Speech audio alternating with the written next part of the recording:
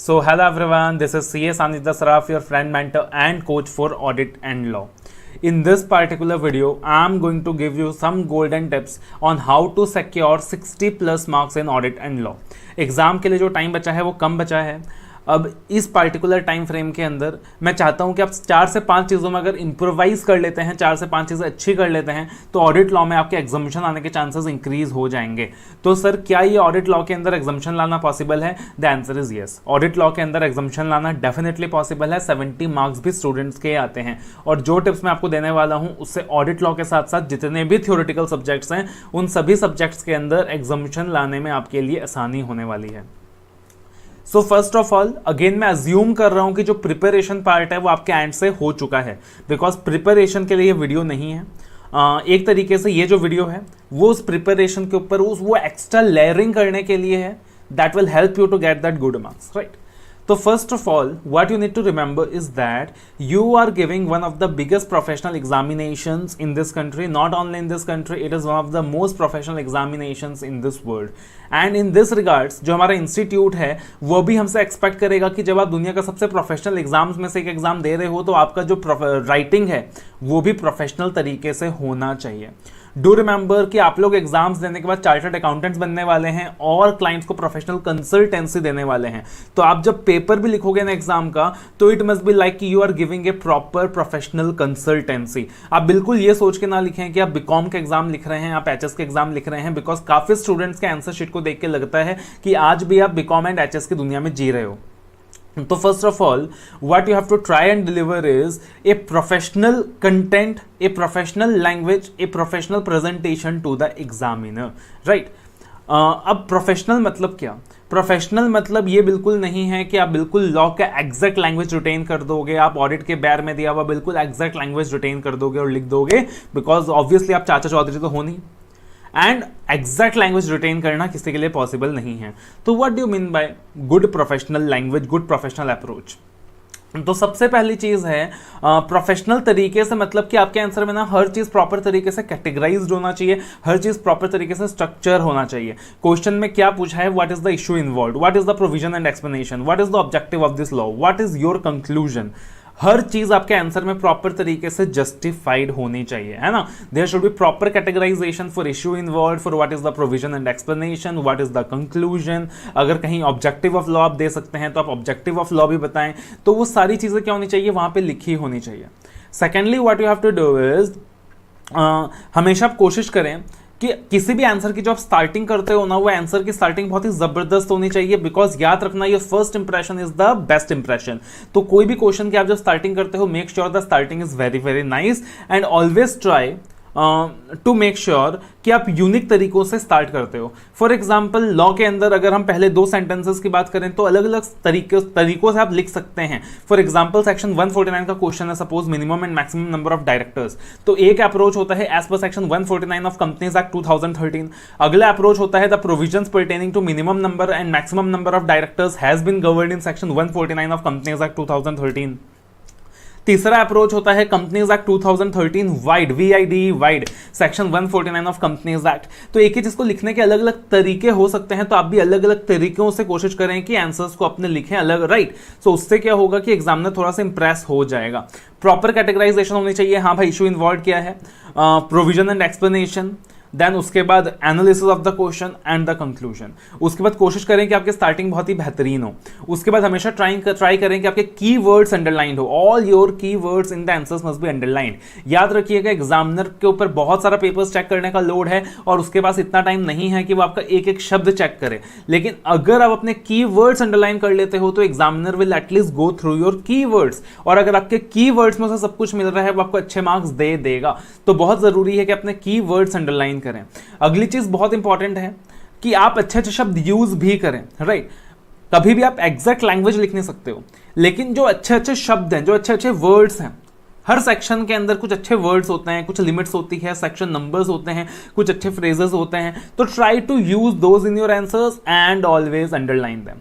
ठीक है ना? तो पहली चीज होती है कि आप अच्छे फ्रेजेस लिखें, अच्छे कीवर्ड्स यूज करें. और सेकंड चीज होती है कि भाई आपका ज्ञान जो है, जो आपने वहां लिखा है, वो वेस्ट नहीं जाना चाहिए, वो एग्जामिनर को दिखना चाहिए. तो आप उसे क्या कर दें, अच्छे से अंडरलाइन कर दें. Another thing what you can do is, जैसे कि मैंने बताया कि always structure your answer in proper manner, है ना। कोई भी केस स्टडी का सवाल आता है, हमेशा प्रॉपर तरीके से स्ट्रक्चर करें। इशू इन्वॉल्व क्या है, प्रोविजन एक्सप्लेनेशन क्या है, ऑब्जेक्टिव ऑफ द लॉ क्या है, कंक्लूजन क्या है। जितना हो सके आंसर पॉइंट वाइज लिखें, जितना हो सके। Always right your answer point wise, उससे ज्यादा क्लैरिटी होती है, एग्जामिनर को एक्जैक्टली पता चल जाता है कि आपने क्या लिखा है, राइट। तो try to write your answer point wise. अगर आपको कोई क्वेश्चन ज्यादा अच्छे से नहीं आता है तो इन दैट सिचुएशन आप पॉइंट वाइज नहीं लिखें, बिकॉज पॉइंट वाइज में क्या होता है कि अगर आपको बहुत अच्छे से आता है ना तो point wise always gives you benefit, पता चलता है कि आपने क्या लिखा है। लेकिन अगर आपको कम अच्छे से आता है ना तो पॉइंट वाइज में क्लियर कट पता चल रहा है कि आपने क्या गलत लिखा है। तो अगर आपको आंसर कम आता है तो पॉइंट वाइज बिल्कुल ना लिखें, बिकॉज वहां पे आपकी कमियां भी क्या हो जा रही है, हाईलाइट हो जा रही है। उसके बाद हमेशा ध्यान रखना कि ये सीए का एग्जाम है, यहां पे आप कुछ भी लिख दोगे आपको मार्क्स नहीं मिलेंगे, हमेशा आपको क्वालिटी आंसर्स लिखने होंगे। तो attempting 80 to 90 marks in a paper is good enough then attempting 100 marks without any sense, without any logic. पता चल रहा है कि आप सिर्फ लिखते जा रहे हो, सिर्फ लिखते जा रहे हो, क्वालिटी आंसर्स नहीं है, इंस्टीट्यूट आपको मार्क्स नहीं देगा। आपने काफी बार देखा होगा कि आपने एवं ही कुछ भी लिख दिया है तो एग्जामिनर आपको 1-2 नंबर नहीं दे रहा है, वो आपको 0 रिवार्ड कर रहा है सीए फाइनल के अंदर। सो that is why it is very very important कि आपका जो भी आंसर हो उसका सेंस हो। आपको 80 मार्क्स आता है, कोई दिक्कत की बात नहीं है, आप 80 मार्क्स अच्छे से लिख कर आओ, ठीक है ना। But make sure whatever you are writing, जो भी आप लिख रहे हो वो अच्छे क्वालिटी का हो। अब जो बाकी आंसर्स आपको नहीं आता है ना, मान लीजिए 10-15 मार्क आपको नहीं आता है, उसको आप एकदम आखिरी के लिए रखो और उसके लिए सिर्फ 10 या 15 मिनट रिजर्व करके रखो। और उन क्वेश्चंस के अंदर ना जबरदस्ती कुछ भी भरने की जरूरत नहीं है, कुछ कहानी लिखने की जरूरत नहीं है, कुछ नॉनसेंस लिखने की जरूरत नहीं है।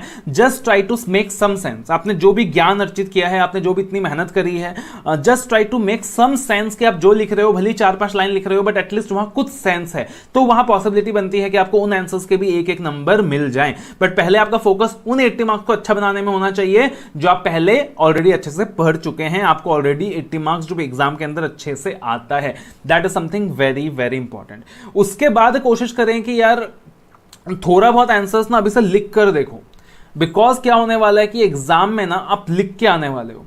तो sometimes what happens is that कि we feel we know everything, but actually at the time of writing हमारे हाथ नहीं चल रहे होते हैं।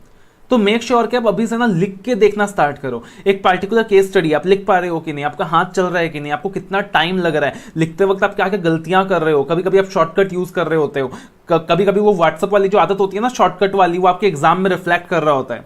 तो वो काफी सारी चीजें पता चलती हैं जब आप लिख के देखते हो। तो मेक श्योर कि आप क्या करें, लिख के देखें, that is also going to help you out. फिर और कुछ छोटी मोटी चीजें जो थोड़ा बहुत इंपैक्ट डाल देती है, जैसे कि हमेशा मार्जिन ड्रॉ करें अपने पेजेस में, आंसर ज्यादा क्लियर होगा। उसके बाद always underline your keywords, always start A answer in the fresh page. अगर एक पर्टिकुलर क्वेश्चन खत्म हो गया, आपका आधा पेज बाकी है, तब भी आपको अगला क्वेश्चन अगले पेज में स्टार्ट करना है। आपको यहां वहां एग्जामिनर के पेपर्स बचाने के बारे में नहीं सोचना है, आपको नया आंसर अगले पेज में स्टार्ट करना है, ठीक है ना। तो मार्जिन ड्रॉ करना, नए आंसर्स को नए पेज में लिखना, कीवर्ड्स अंडरलाइन करना, जितना हो सके उतना पॉइंट वाइज आंसर देना, केस स्टडीज को 4 से 5 तरीकों से कैटेगराइज करना और कैटेगराइज करके प्रॉपर वे से आंसर लिखना, ये सारी चीजें आपको हेल्प करने वाली है to get good marks. Plus theoretical subjects में क्या होता है कि अगर आप एक आधा साथ में along with the theoretical explanation, diagrams, charts, ये सारी चीजें बना के आ जाओगे ना, that is also going to help you out, that is also going to create a good impression upon the examiner.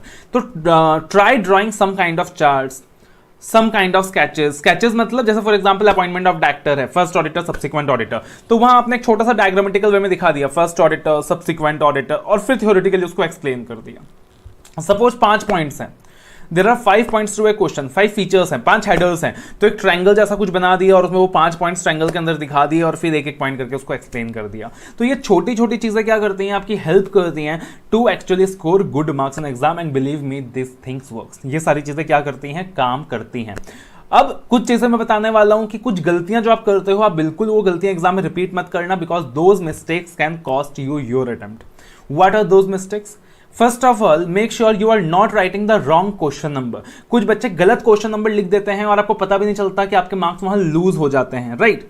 So please don't write a wrong question number. Secondly, what you are going to do is कि हमेशा आप check करें कि यार लिखते वक्त आप shortcut use नहीं करोगे। कभी कभी क्या होता है कि जो शॉर्ट फॉर्म्स ऑथराइज्ड नहीं होता है, आप वो शॉर्ट फॉर्म भी लिख के आ जाते हो। कंपनी में CO डॉट लिख दिया, what is CO dot? CO dot is not an authorised form, authorised shortcut नहीं है वो, आप क्या CO डॉट लिख के आ गए। तो प्रैक्टिकली व्हाट्सएप की जो हैबिट हो गई ना शॉर्ट फॉर्म्स लिखने की, वो आप एग्जाम में कर देते हो। तो प्लीज वैसा काम मत करना, please don't use short forms use ना करें, राइट। उसके बाद एक गलती और कर देते हो आप, that is what's the mistake you do is that, कभी कभी आपको क्वेश्चन आ रहा होता है, लिखते वक्त आपको खुद को पता नहीं चलता आपने क्या कर दिया। For example you know that the application is not tenable, but conclusion लिखते वक्त ना आपने एप्लीकेशन इज टिनेबल लिख दिया, आपको पता भी नहीं चला। तो please don't do that, always make sure कि आप क्रॉस चेक कर रहे हैं आपने जो कंक्लूजन लिखा है सही लिखा है कि नहीं। ज्यादा नहीं, 10 सेकंड लगेगा, बट एक बार क्रॉस चेक कर लीजिए। क्रॉस चेक कर लीजिए कि जो आपने सेक्शन नंबर लिखा है वो सही लिखा है कि नहीं। कभी कभी ऐसा होता है कि बच्चे को ना सेक्शन नंबर सही आ रहा होता है। फॉर एग्जाम्पल क्वेश्चन था सेक्शन 152 का, वो 252 लिख के आ गया, पता नहीं कैसे। बाहर आया, दोस्तों से डिस्कस करा, उसने वही बोला 152, लेकिन जब पेपर मंगाया तो उसने 252 लिखा हुआ था, उसे पता भी नहीं चला, शायद गलती से लिख दिया होगा। बट ये छोटी छोटी गलतियां ना आपको कॉस्ट कर जाती है। And other thing is write section numbers only when you are 100% sure. अगर आप श्योर नहीं है तो सेक्शन नंबर्स ना लिखें, that is much more better. But section numbers आप तभी लिखें जब आप बिल्कुल 100% श्योर हैं, ठीक है ना। Another thing what you do is that कभी कभी ऐसा होता है एग्जाम के अंदर कि अपन रियलाइज ही नहीं करते, क्वेश्चन अपने को आ रहा होता है और अपन स्किप कर जाते हैं, वो क्वेश्चन देखते ही नहीं, उसका आंसर ही नहीं लिखते, और बाहर आकर डिस्कस करते वक्त पता चलता है कि अरे यार ये क्वेश्चन तो मेरे को आता था, बट ये क्वेश्चन मेरे से मिस कैसे हो गया।